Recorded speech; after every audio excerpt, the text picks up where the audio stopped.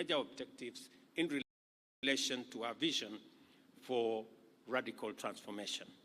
As already stated, 29 apparel companies operating in our EPZ are exporting to the US and employ nearly 60,000 people. They have enabled Kenya export over $7 billion worth of garments to the US duty-free, of which $545 million was exported in 2022.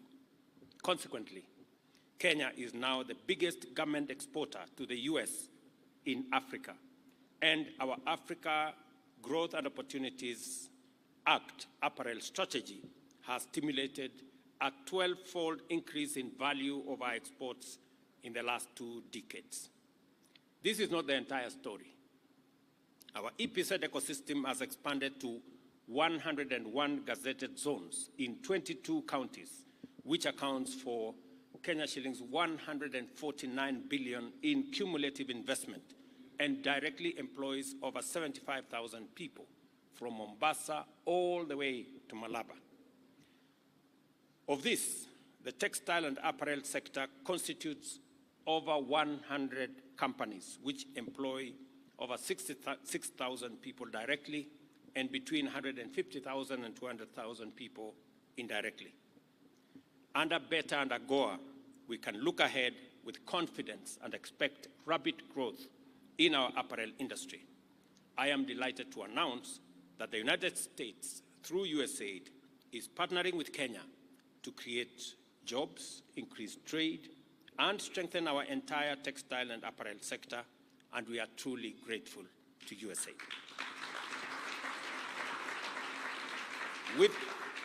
With additional support from Prosper Africa, and I'm very delighted that the team leader of Prosper Africa is in our midst, USAID has therefore invested another $11 million in grants in the following areas. First, the investment is aimed at expanding the promising Kenyan fashion brands like Vivo, and I saw them here, Equator and Ubuntu.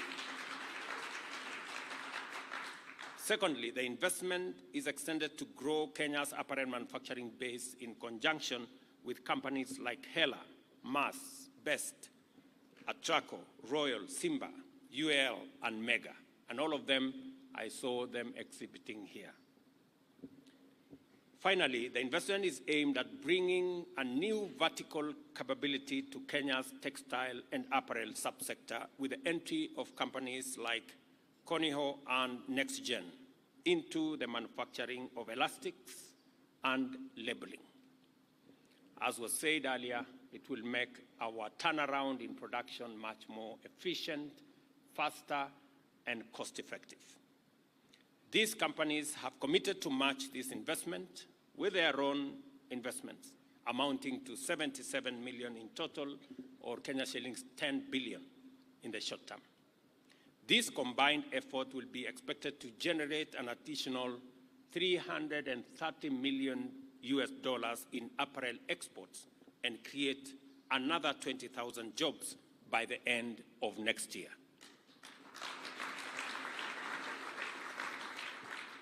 I know that whenever I stop at the river here, the question I'm asked is that there is no sufficient water. And the people in the river normally complain that there is water in the EPZ and there is no water in the town.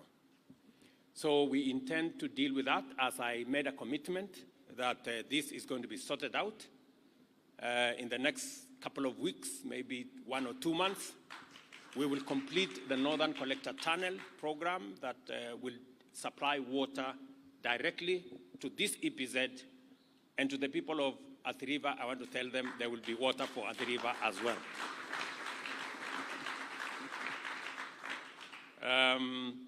This partnership embodies the future of Kenya, a future built on solid investment with skilled labor, efficient technology, quality manufacturing, and strong linkages with global markets. I am particularly encouraged to note that the potential of investments and partnership in this subsector is greatly increased formal sector employment opportunities for women and youth, with the sector poised to create up to 1 million jobs over the next decade. This inclusive impact will be transformative. The next important agenda to achieve the full potential of this subsector is to develop vertical integration from fabric to apparel through improvement along the value chain aimed at reducing production costs, enhancing quality control, and creating economies of scale. Fabric production is therefore going to be critical in giving apparels made in Kenya a competitive advantage. And I have said what we are doing to make sure that that becomes the case. This means that there is increased opportunity for the visionary investor to take advantage of this opportunity, as well as our favorable overall investment environment to construct a fabric mill in one of our counties. Such an investment would be particularly opportune given that 40,000 farmers are already farming cotton and producing between 20,000 and 40,000 bales annually. I am announcing an investment opportunity, so those people who have ears, they better listen. This has the potential to increase not just the number of farmers, but acreage under production to achieve at least 260,000 bales annually. And you not only have a ready market in our EPZ ecosystem, but you also have a very efficient farming community to support. Our projections for the growth of the textile and apparel sector based on the current potential and investment growth is that a compound annual growth of 20% is feasible, which would produce over $1 billion in exports and create 200,000 more jobs by 2027. Further increase exports to $2 billion with 650,000 jobs by 2031 and reach over $3 billion in exports and more than 850,000 jobs by 2034.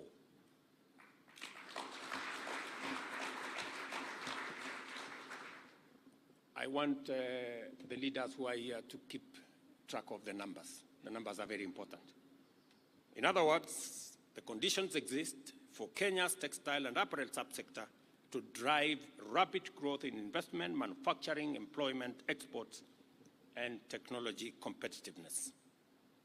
This is the context in which we appreciate the entry of Nexgen packaging EPZ into our textile and apparel subsector because of the future we think should be our target as we go into the next stage. Welcome to Kenya, a land of opportunity and nation going places. Welcome to the future, a future of transformation and inclusive growth, and I wish you all success in everything that you do. The Nexgen packaging EPZ factory in Athi River is now officially commissioned.